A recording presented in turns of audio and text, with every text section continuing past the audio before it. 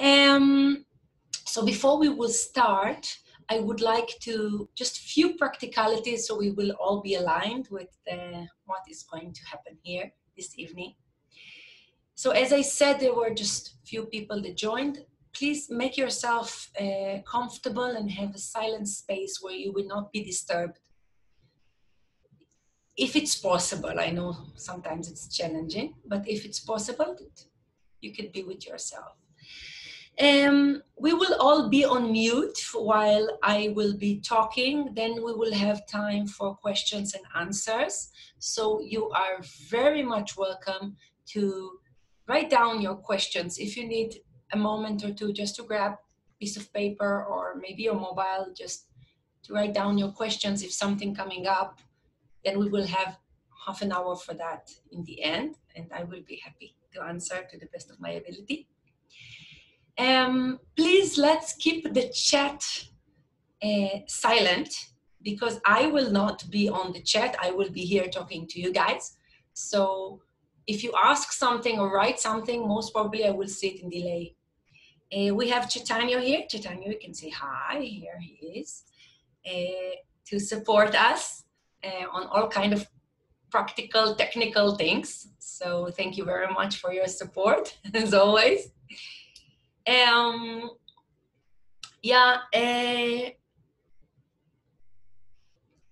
like it when we do the questions and answers we are not too many people. So I love to hear your questions. So when you want to ask something, just unmute yourself, use your voice, you can just ask. Even if your camera is switched off, that's fine. And then mute yourself again. All right, so I can answer. Chaitanya is here, of course, if somebody forgets to mute himself, so we will not have the background noises. Great, any questions about the practicalities before we start? All right, great. So,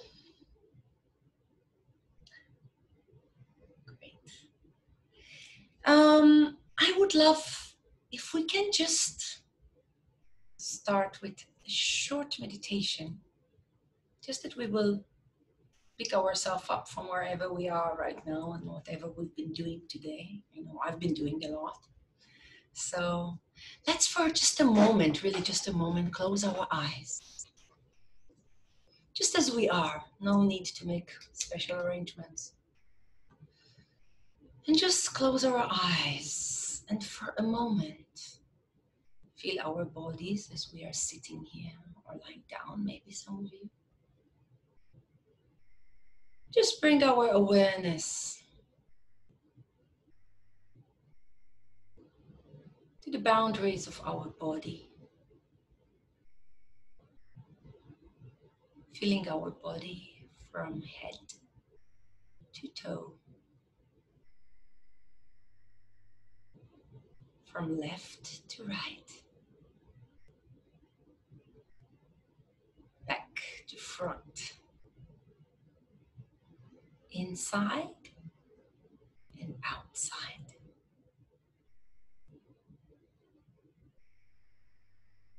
Just feeling ourselves as we are right now. Taking a deep breath and letting go.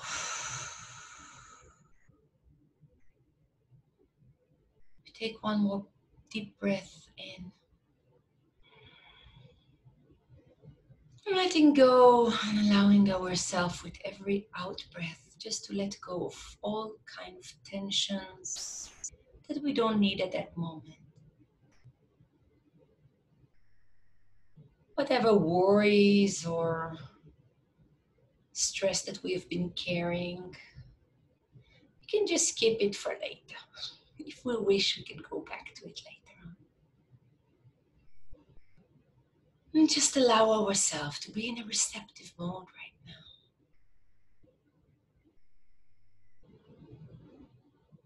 Just investigate with ourselves. What is it that brought me tonight to this session? what was it about the title or about the topic? Maybe it was something I was reading that drew my attention, something that touched me or met me somewhere.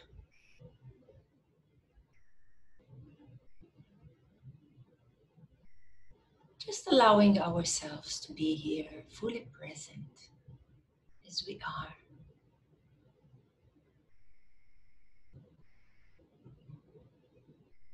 In this constellation of people for today. And again, we could take a deep breath in and let go.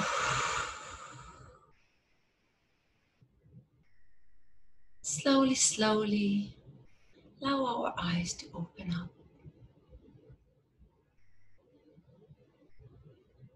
Yeah.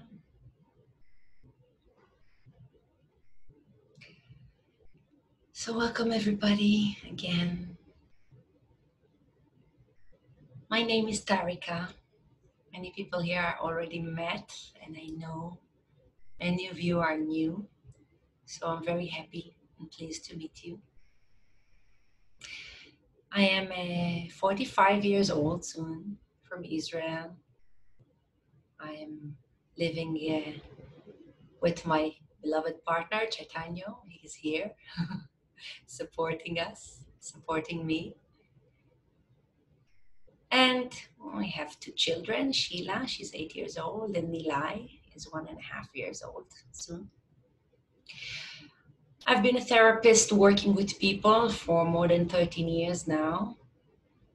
My journey has begun actually as an allopathic pharmacist. I have studied 4 years as a pharmacist. And my journey has brought me, it's a long story, but I will make it very short.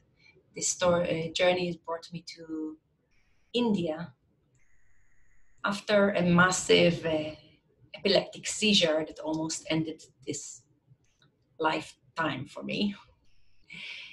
I found myself in India after completing my pharmacy degree and just leaving it aside for a while because there was a call for me there to look at myself, and there were many questions that I had to ask and find the answer.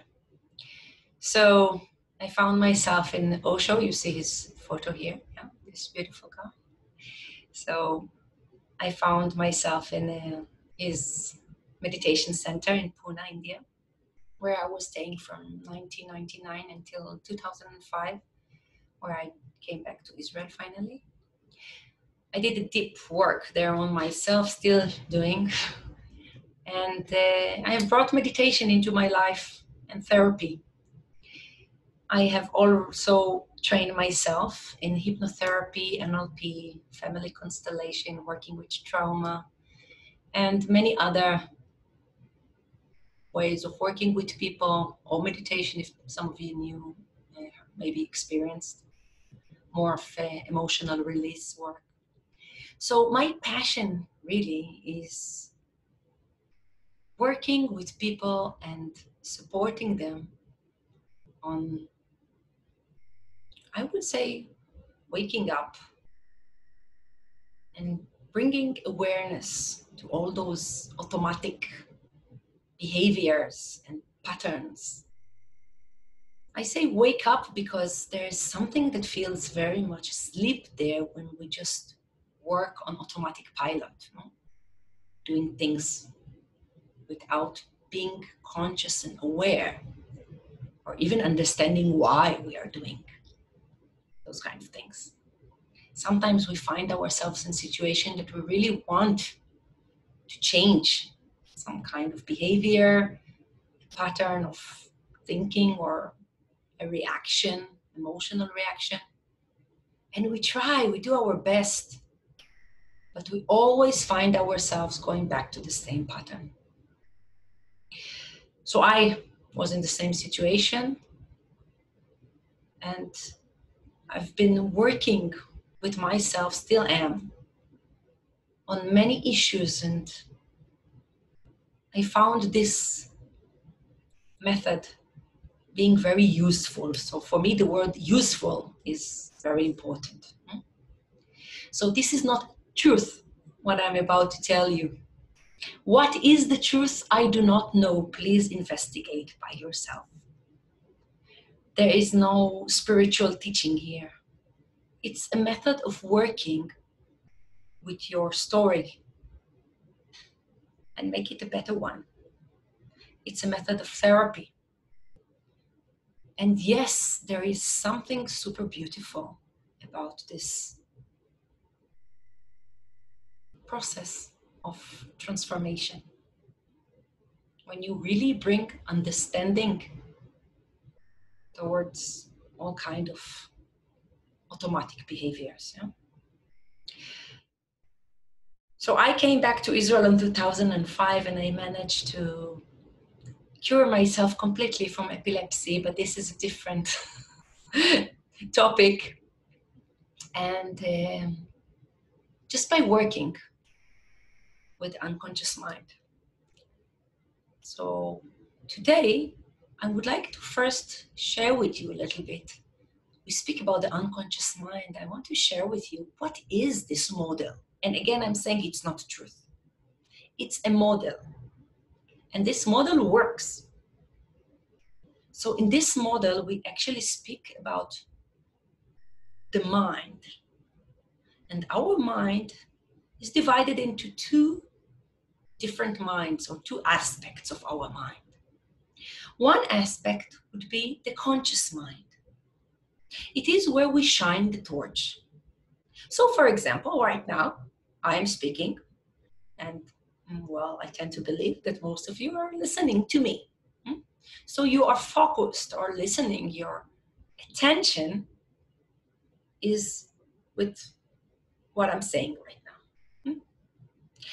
But at the same time, you are also very much aware to some level about so many pieces of information that are just out there.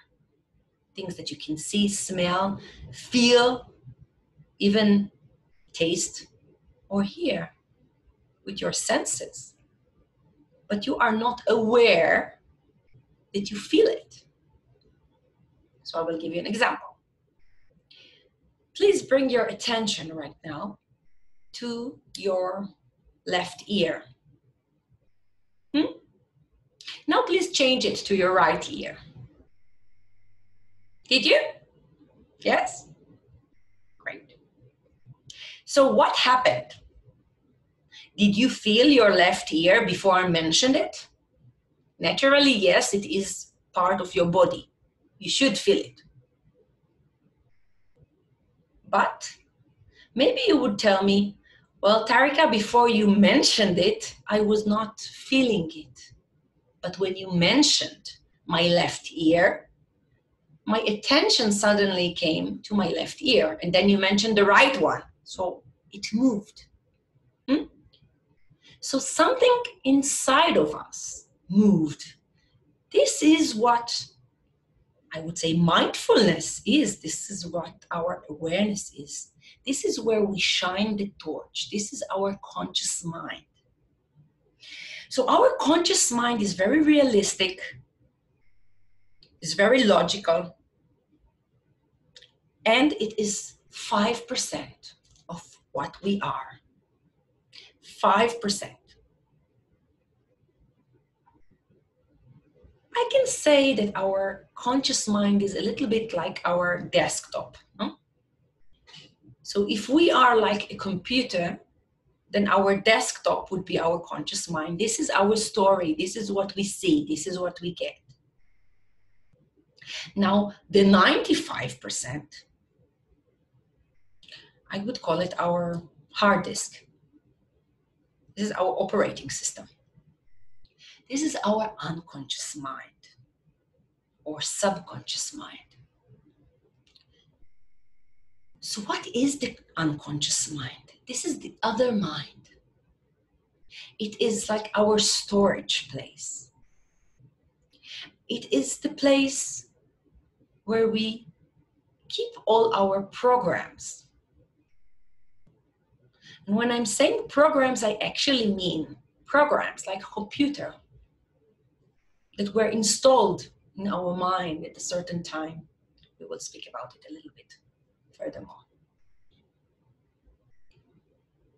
So our unconscious mind is very much like a child, you know, it's very imaginative and it gives meaning immediately. It cannot not give meaning to words. So when I say pink elephant, well, you can say see a pink elephant in the back. So when I say pink elephant, you have to have a certain feeling or vision of a pink elephant. But if I will tell you, please guys, do not think about pink elephants. Do not think about pink elephant. You can understand it consciously with your conscious mind. You should not think about pink elephant. But what are you thinking about? I will tell you because you are mute. You are thinking about pink elephants. Well, I don't know which size of elephant and how deep the pink is, but it is a pink elephant. So with your conscious mind, you can think, oh, I should be thinking about something else. Maybe I will think about white elephant. But on the first point, when you hear this sentence, you think about pink elephant. Because you cannot do it otherwise.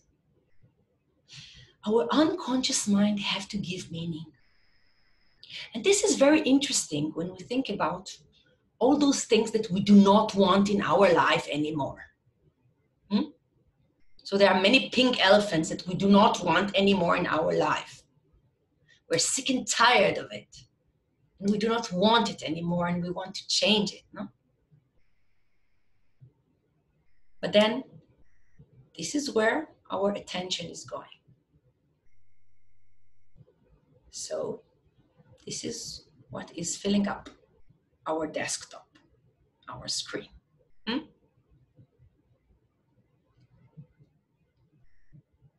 So what is really interesting in this model of conscious and unconscious mind is that, as I said, our unconscious mind is our operating system. It's our hard disk. This is where all the programs are being installed. So when we think about programs, where all those programs come from? Who installed program to us and why? So the answer is, well, I do not want to go into past life now. Some of us maybe believe in it, and I can say I do, but let's drop it for a while. Let's just look at this lifetime. It's enough, really. We have enough one lifetime, isn't it? So when we look at those programs, how did they get there? And we have programs about 100 million things, topics. But today we speak about love. So where all those programs come from? Our programs come from the first moment we are born. We are born into a certain society. We get name, we have a sex, we get name, and then immediately we know, they tell us which religion we belong to, which society we belong to, which nation we belong to. And inside our nation, maybe it's a certain sect, certain family. We get programs upon programs installed of all our life, our family's history, our nation, our religion. And when I'm speaking about programs, I'm speaking about a certain belief system. What is right and what is wrong. what is pure and what is sin. How love should be and what love should not be. Who can feel love to himself or to herself, and when, and what you should do in order to love yourself, and is it allowed? In what terms, conditions?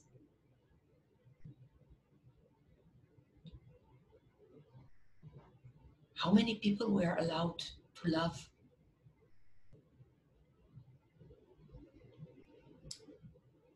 When a woman loves a man, how she should love him.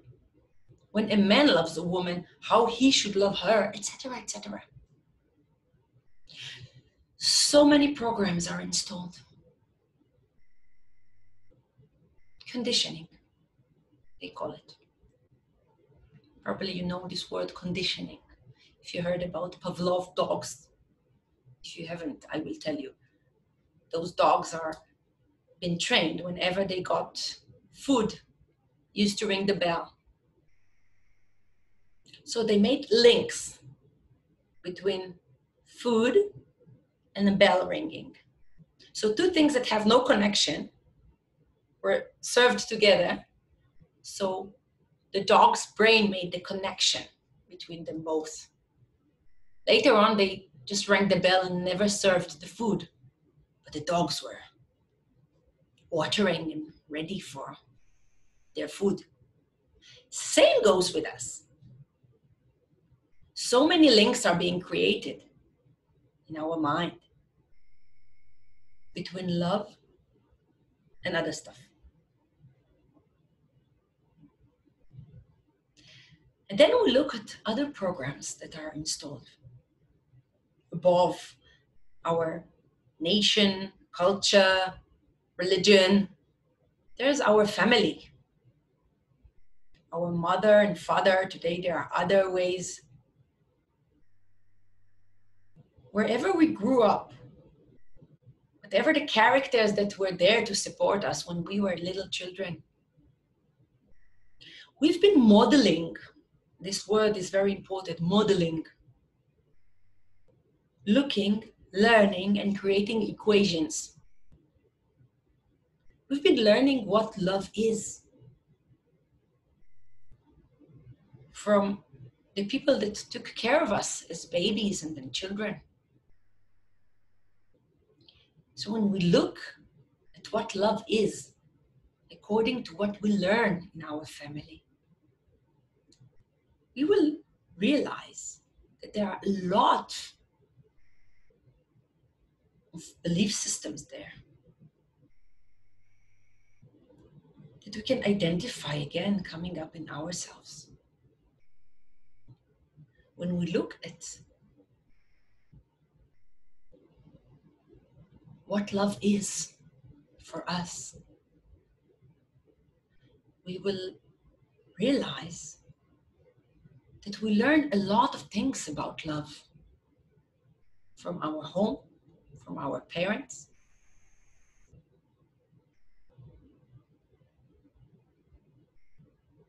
We learned about self-love from our parents, how they loved themselves.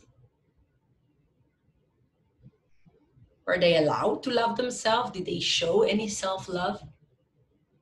How? On what terms? How did they love each other? So what is romantic love? How did they show and express love? What was the dynamic between my mother and my father?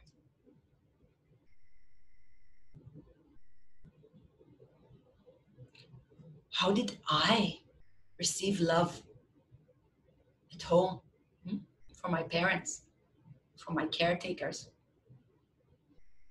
Love equals what? So when we really look at all these expressions of love that we received at home, we will realize that many of the expressions were really, really healthy and nice, maybe. Some of them were not so healthy, but still we identify them as love. Maybe jealousy, maybe anxiety, judgment, sometimes violence, humiliation, control. Some of the love expressions were just missing. We realized that they exist later on when we roamed around and met friends and other people and realized that there are people that receive this kind of love, but we never got it. And there's a big black hole staying there. It keeps us on the search for our piece of love. Sometimes we find ourselves really settling for crumbs. But if we find somebody that promises us they will give us this black hole, whatever we are missing, we can find ourselves completely hypnotized. Like a magnet. And then love is not anymore something that we are staying in any present there or conscious.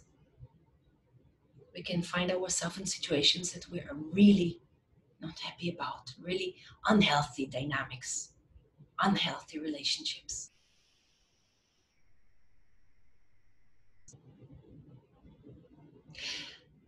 So when we really look at all those programs and equations of love that we get from our family, and then when we go out to our life, and start watching movies, reading books,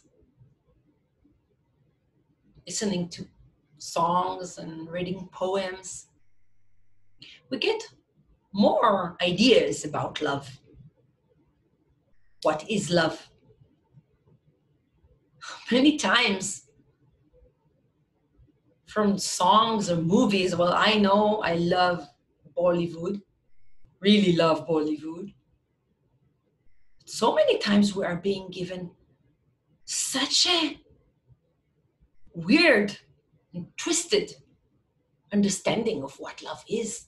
Because it always comes, well, in Bollywood, it comes in triangles, always triangle.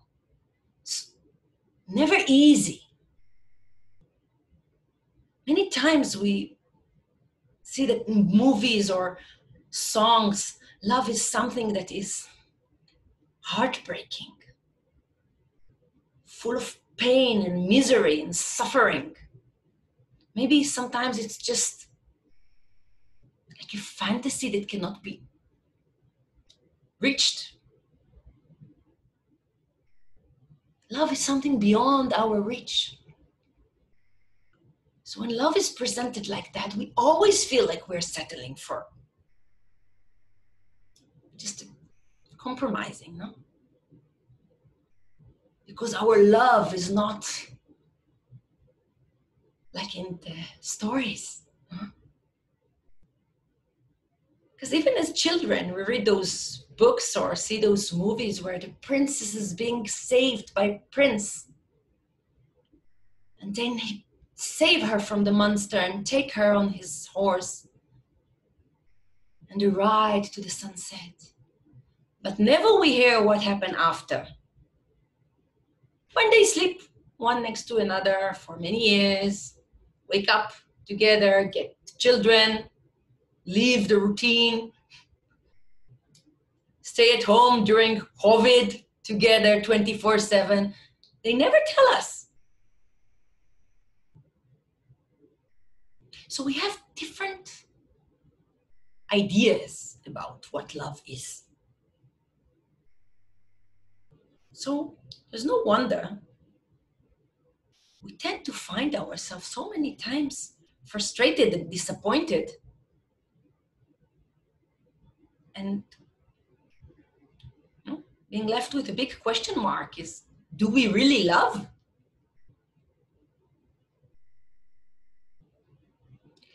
So, for a moment, I would like to ask you to close your eyes and we'll do some short investigation.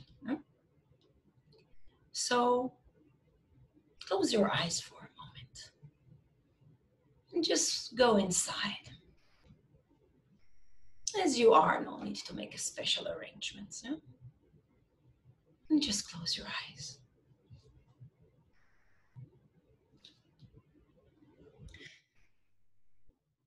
When we hear this word love,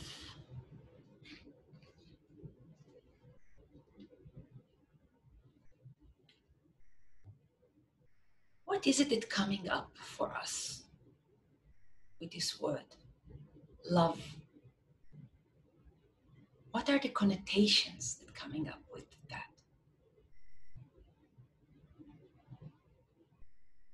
What other words are coming to our mind?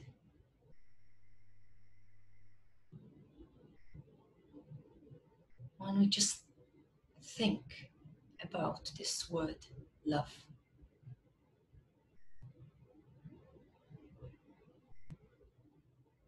What kind of memories coming up?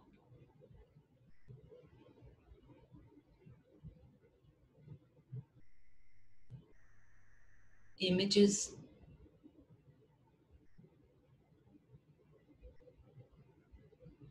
Sensations? Emotions?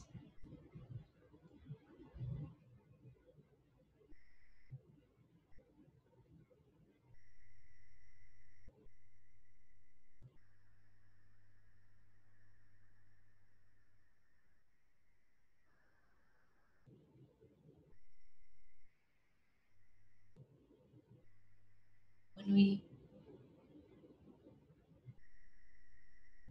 hold this word, love,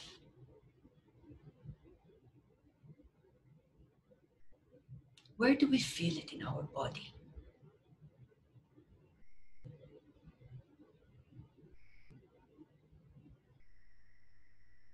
If it had a color, what color would it be? If it had a temperature, what temperature would it have?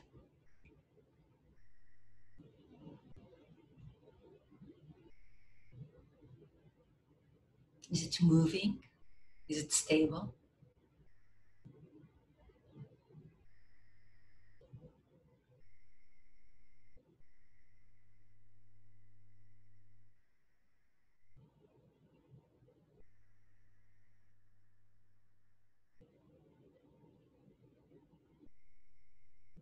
What are the connotation that comes with this word? Maybe some memories are coming up. Conflicts within ourselves.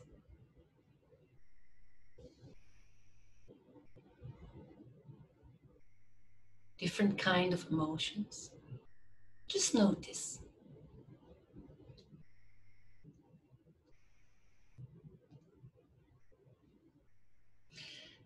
And when we ask ourselves,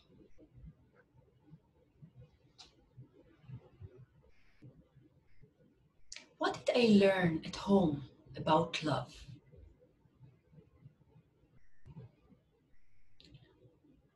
When I look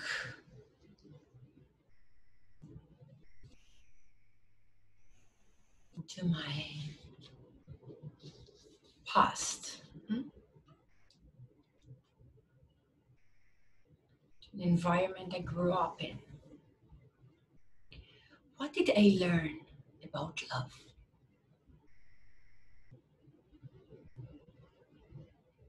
Was it easy? Was it difficult?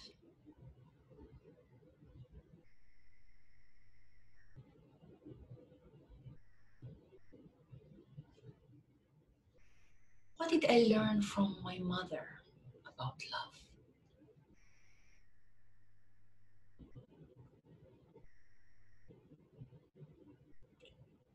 How did my mother love herself?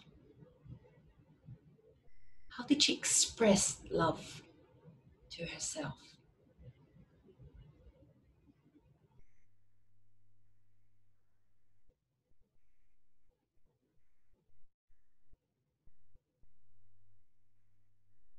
What did she teach me about loving myself? What did I learn from her about self-love?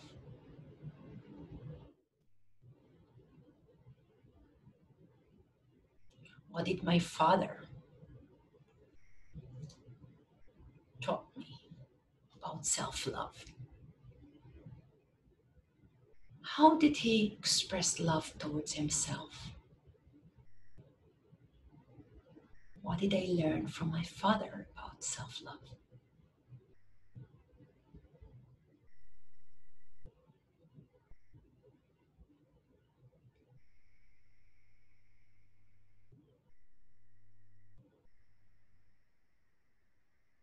And what did I learn from their relationship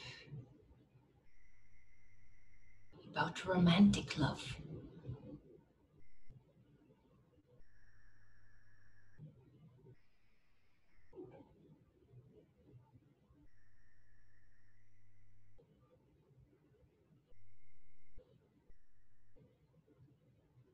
How does a woman loves a man according to my parents?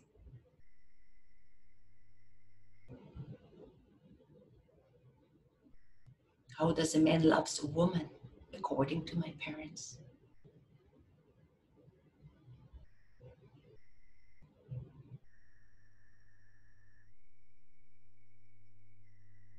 What love is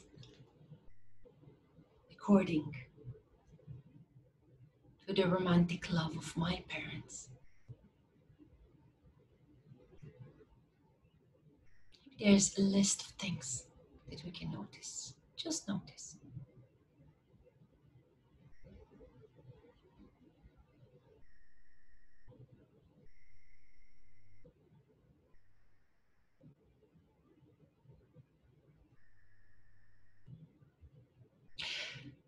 And when we look at the love that was given to us and our siblings from our parents,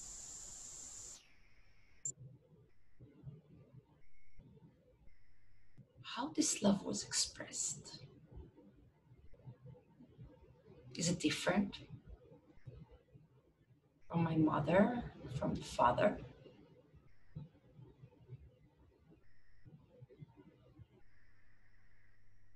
Did it have a price? Did they have to pay a certain price?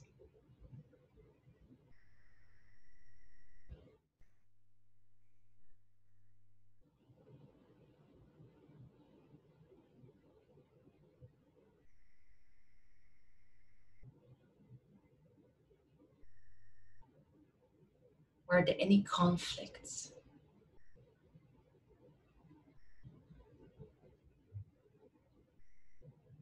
in their love? What we learn about love from our parents? And how did our parents show love to other people? Friends, neighbors? Was it different?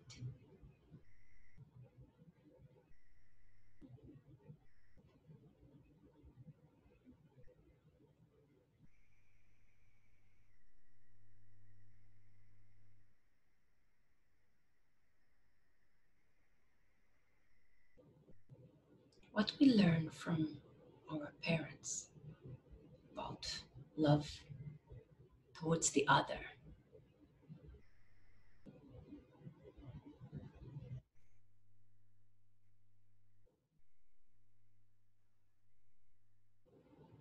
We just notice all this.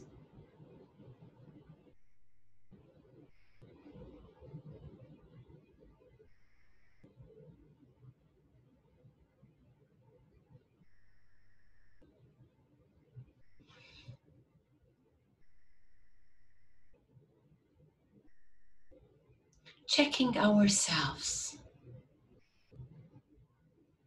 What kind of issues do we carry in our life around this topic of love? Maybe it would be self-love. It might be a romantic love.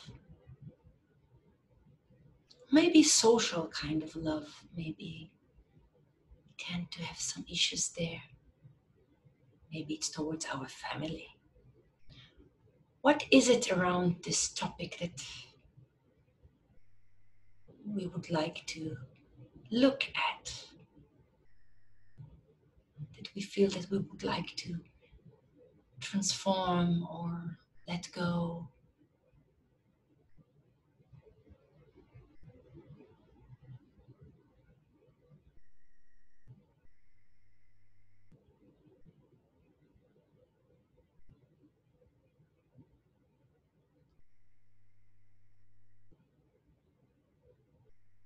What is it that we find ourselves stuck in with love?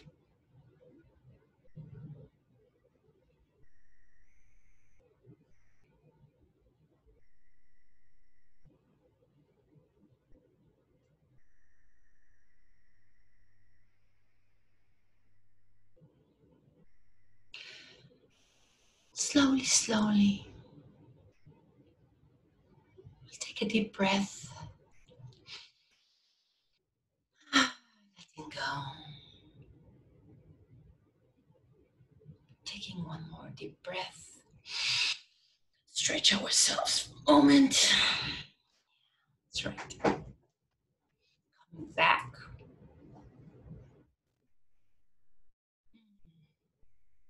Yeah, it's really interesting, isn't it? When we really, for a moment or two, bring our awareness back in and research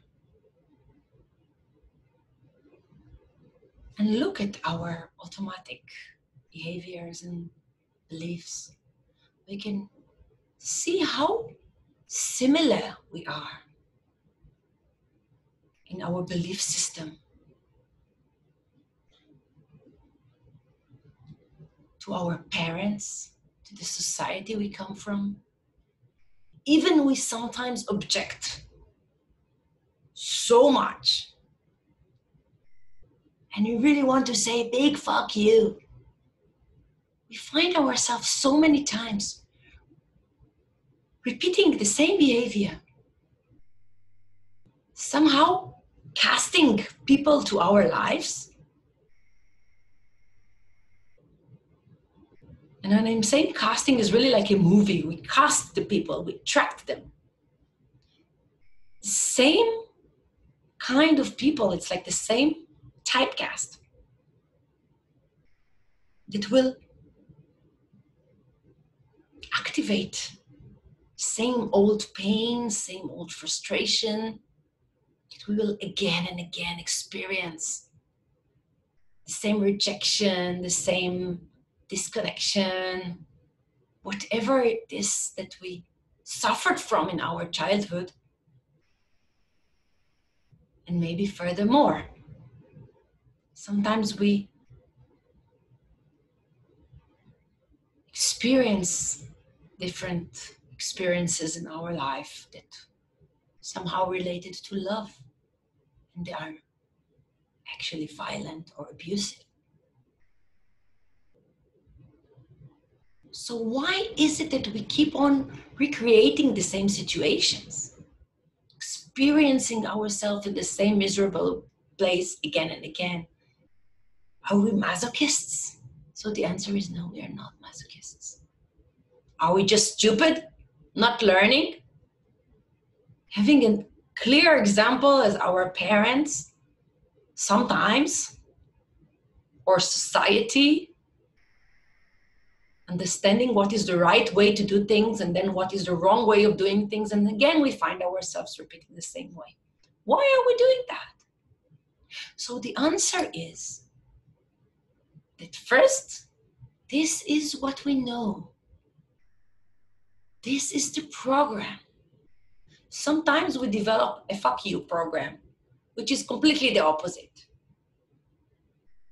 But very quickly, it changes and again come back to the same old one. And then we find ourselves kind of like a pendulum, moving from one behavior to another. And you can see it around 1,000,001 topics.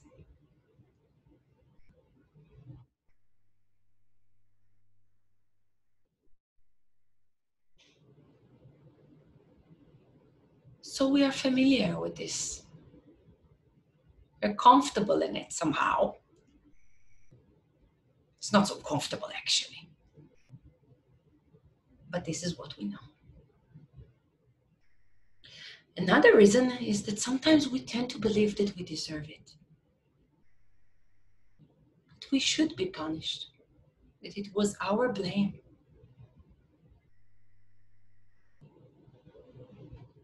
So we attract people that will cause us pain.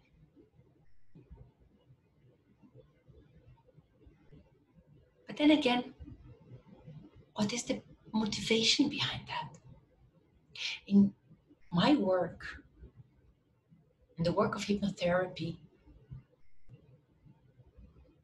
we assume that behind every behavior, there is a good motivation towards ourselves.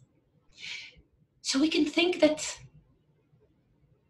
there is a higher self in all of us. This part in us that is the conscious one. We tend to meet him or her sometimes, no? And this part is attracting those same maybe abusive people or problematic relationships or dynamics in order to graduate, at least for once, to do something different.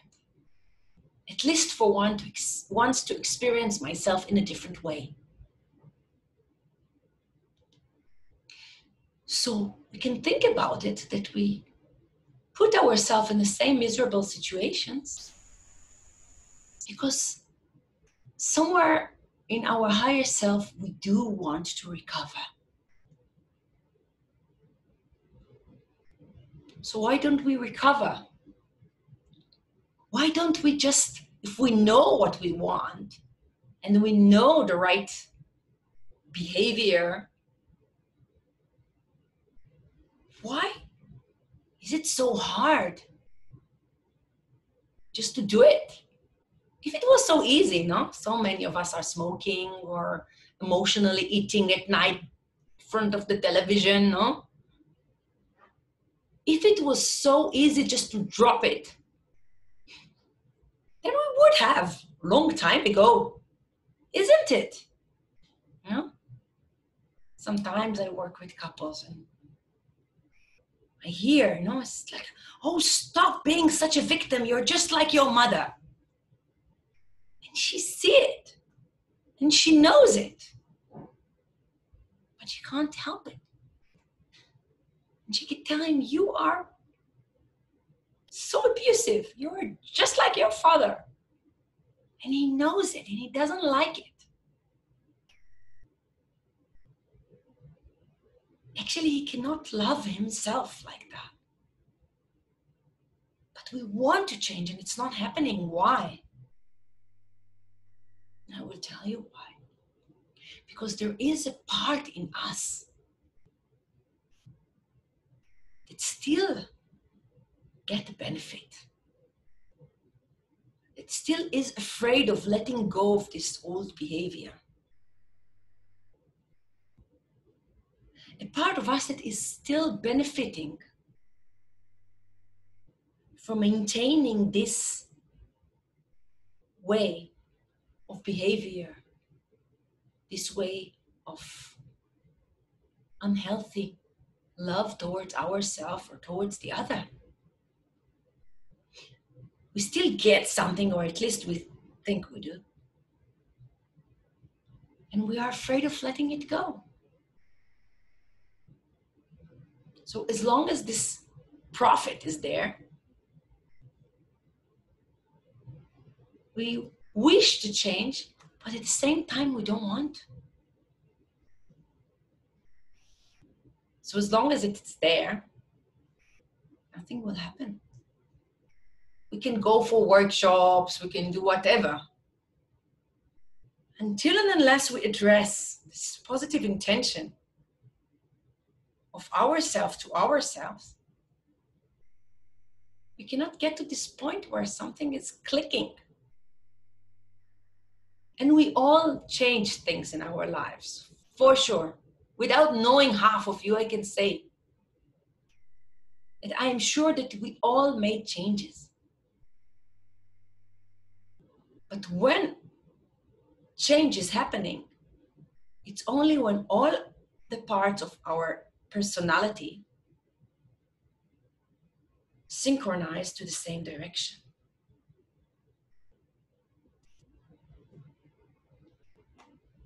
Unless this is happening, and we have two voices, minimum, sometimes it's more,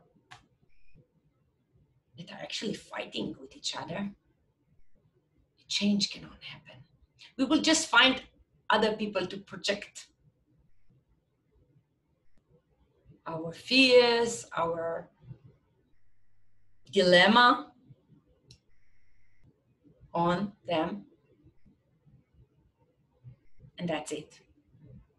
We will keep ourselves still in this dilemma. So what we really want to find in our lives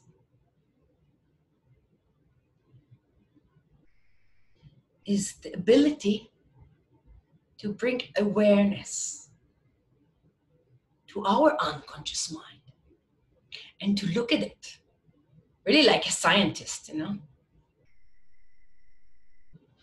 to bring it under the microscope and zoom in and look at it with no emotional drama going on, just with curiosity, and think, wow, this is amazing. This is what I've learned. This is how it serves me. And to really understand how we are changing it, how we can create new ways. First, to love ourselves, because it's always start with ourselves. Osho, my master, is saying, if you cannot love your body, you cannot love anybody. And it's so true. No? The way I love myself is the way I teach other people to love me. If I am blaming, judging, abusing myself, well, sometimes we speak to ourselves the way we don't speak to our dogs. If somebody would speak to us like that, we would just disconnect from him. We would say, this is no friend of mine. But to ourselves, no problem. So the way we love ourselves is the way we teach other people to love us.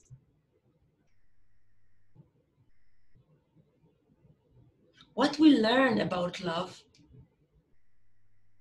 this is the way we will treat ourselves with love, and this is the way we will take care of other people and show love to others. And this is also the way we will expect to receive love from them, sometimes in a very bizarre way, unhealthy, painful.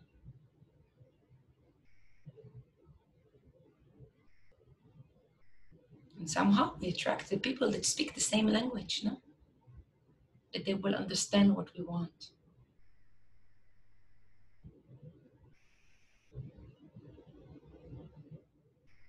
So yeah, it all starts with self-love.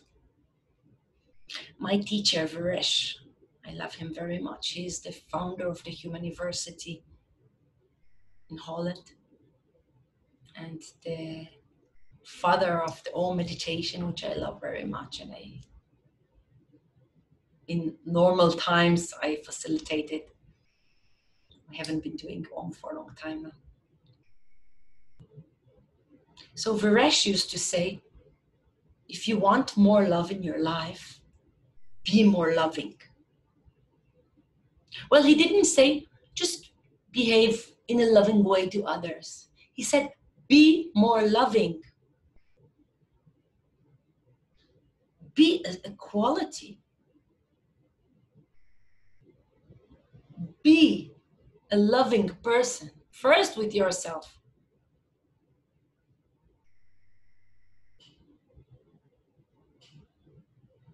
Only then you can be loving to others. Otherwise, you might fuck about it, no? I give too much. Do I receive back? I always give and give and give. Never do I get back in return. La, la, la, la. And we tend to do that, aren't we?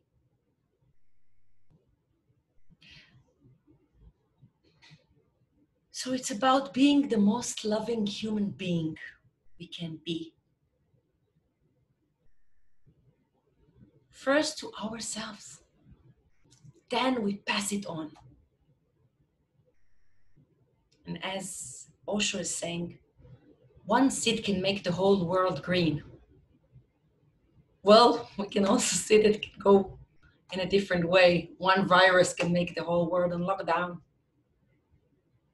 So it does matter, no? What we do, how we behave. It does matter. Not only about ourselves, it has its waves, influence, butterfly effect. How I treat myself, how I treat my family, and it has this effect. It reaches the whole area, the whole country, the whole world.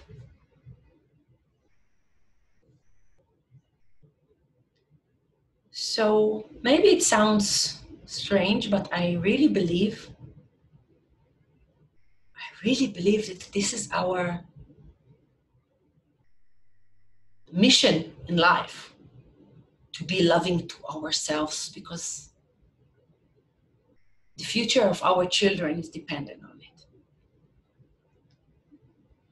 It's not because we are egoistic, because we want to create a better world. So it is important. So it's not an egoistic thing that you are doing when you want to love yourself. It is something that is important for the world. And we see those days, especially in our area, I can tell you. Our area, I speak about Israel. So, enough for now. I would like to give you time for questions, and I will do my best to answer you. But before that, I would like to mention that next week exactly, we will start a journey of learning love. Really going deep into our hard disk. And really going deep to investigate all our patterns and belief system around love, self-love, romantic love, other kind of love. And it's a journey of 7 meetings. Each meeting is 1.5 hours. And it will be online just like now. It will be less people. It will be interactive. So I will actually work with people. And it will be in the evening. And if somebody cannot join in the exact time, We will have a Facebook group, so whoever is joining this course can watch the recordings of the sessions and, of course, share, ask questions in the Facebook group. So you are all welcome to join us. We have, Chaitanya maybe can post the link for more details for the course, and for the next 24 hours you will have 10% discount for whoever registering. We have a limited number of people because it's more of intimate group. So the cost is 99 euro, and for now you will get, for 24 hours you will get 10% discount. So if you would like to register in the next 24 hours, please do so. You will have the link. Chaitanya, is it there? And here it is. So you can check it out, copy it, because when we close this, you will not have it anymore.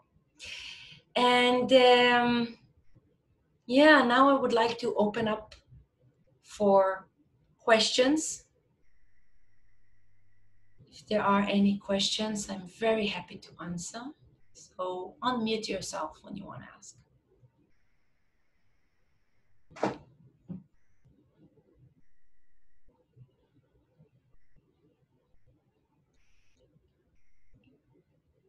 Any question or sharing or something that came up? We have a little bit more time, so let's make a use of it.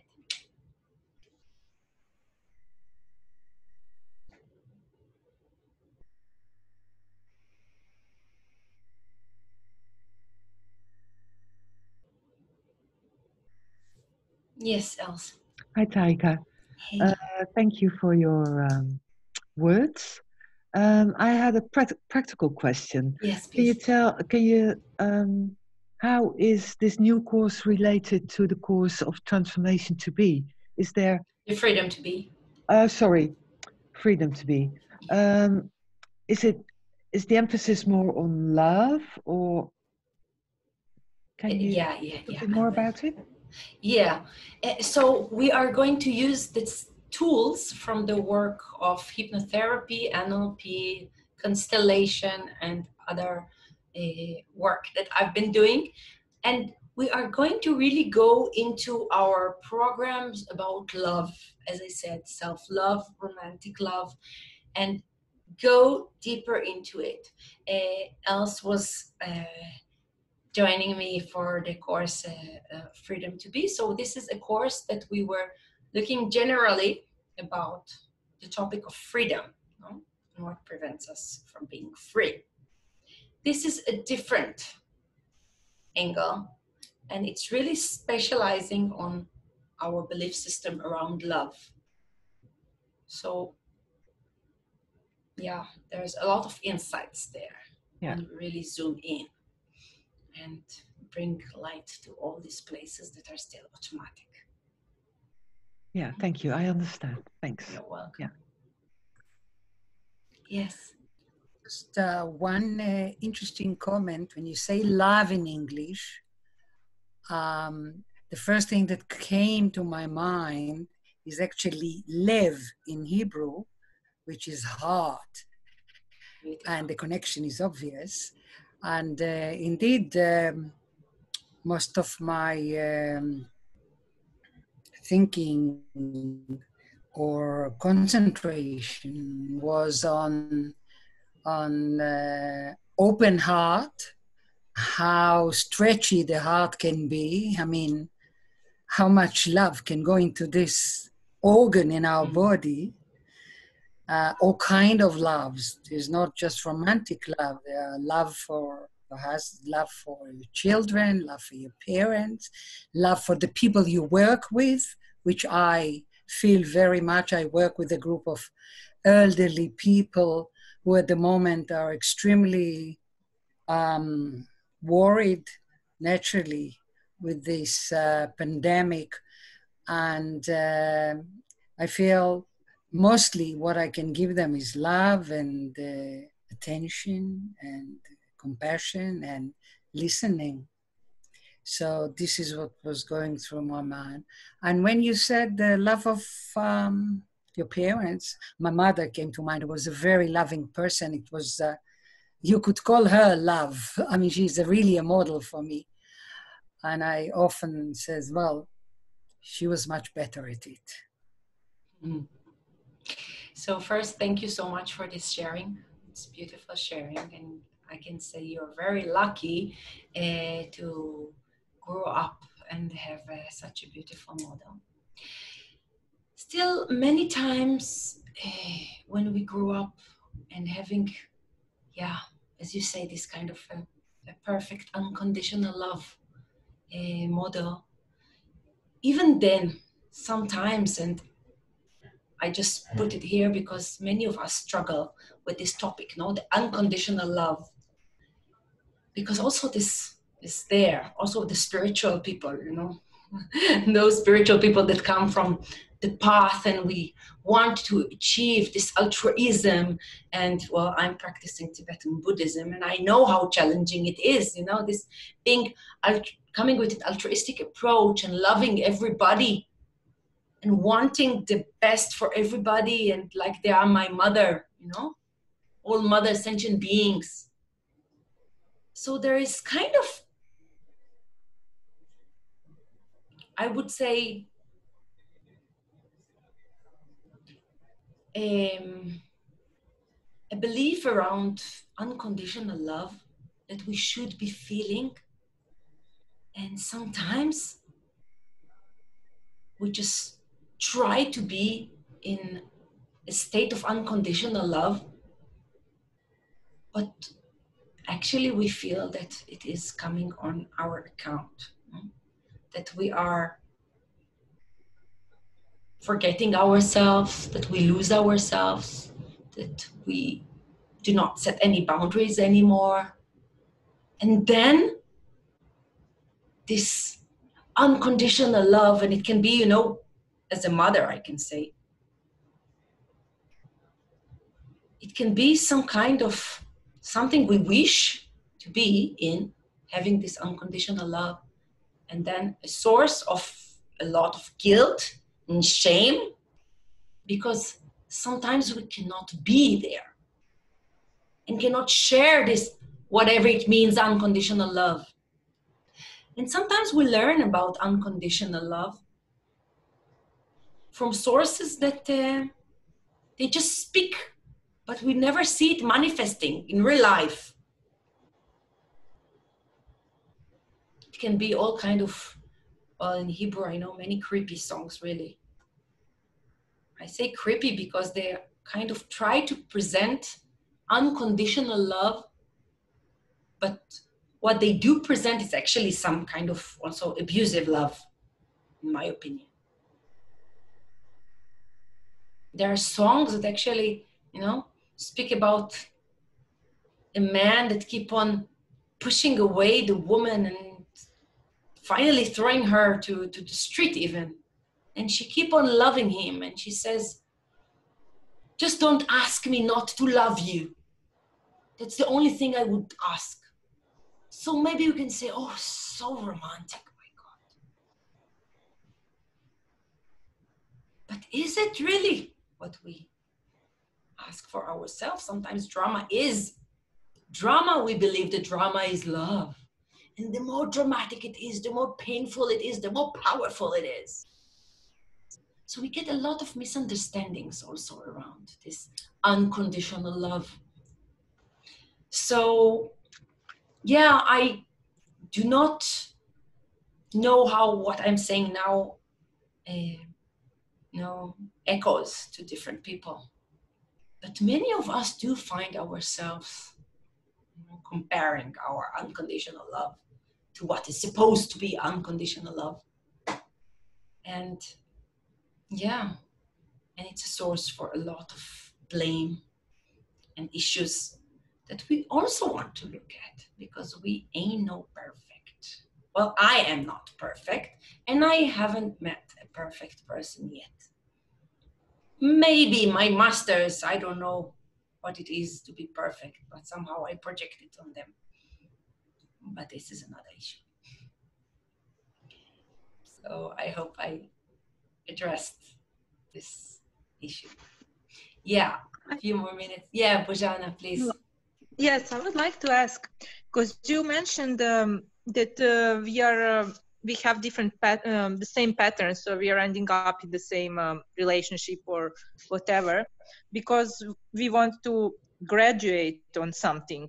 So the thing is that we should do something different.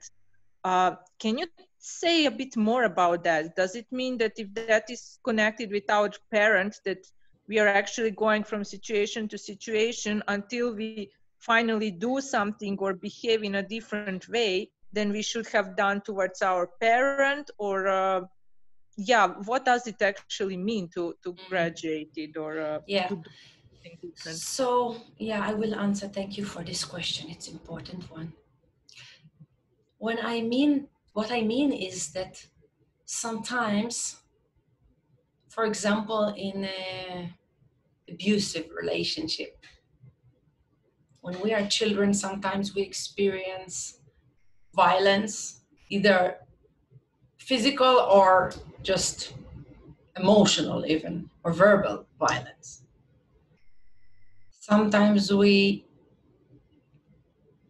experience ourselves completely dependent or hopeless. And at this point, we keep on attracting partners to our life that somehow, again, create the same dynamic, that it somehow reminds us our childhood. No? For example, if I suffer from violence, I might invite violent man to my life. So, as I said, what is it? I just want to be beaten? For sure, no. Nobody wants to be beaten or humiliated or neglected. So why do we do that? Because there is a part of us that would like to somehow practice, no? And this time do it differently. So maybe first time get up and say, no, you will not hurt me. I will walk away. I will protect myself. Or for the first time will come and show myself if I was neglected or unseen. So for the first time, I will come and say, hey, this is me. I do not neglect myself, because actually nobody can neglect us on our relationship. We can neglect ourselves. And as I said, the way we love ourselves is the way we teach other people to love us. So if I do not see myself, and if I neglect myself, if I abandon myself, then it's just an invitation for the other person to do the same. So maybe my lesson will be, do it differently this time. This is my higher self. Naturally, it's easy said than done, because it's not so simple. If it was, we all know what we want, how we want to be.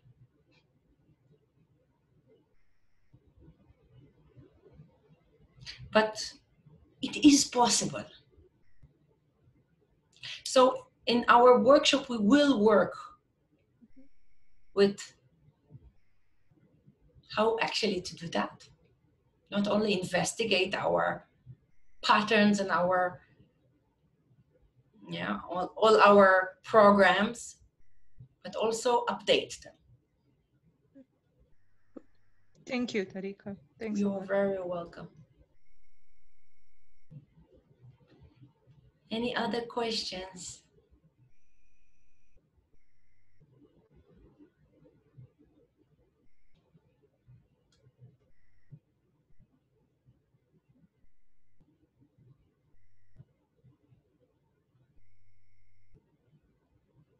That's it? We're done? No more questions? Everything is clear? Great. All right. Beautiful. So thank you guys for being here and being so present and asking questions. I really enjoy this. And I hope to see you all next week. We will start. You can, again, just copy before you leave, copy this URL on the chat box if you want to read a little bit more about this workshop. And for the next 24 hours, you get this 10% discount. So I would love to see you all and to dive with you into this journey of love, self-love, romantic love, love for the world. And with this, I really send a wish and hope for us all to experience more love in our life and to be the most loving human beings we can, as Varesh says. So thank you all very much. And thank you, Chaitanya, for supporting us on the technical part. And I will have also a recording of that. So those of you who will be interested, I can send it to them. It's no problem. Some people asked me, so it's fine. Don't worry, you will get a recording. And looking forward to see you soon. Thank you very much. Have a beautiful evening. Bye-bye. Take care of yourself, huh? Be healthy and happy. Bye.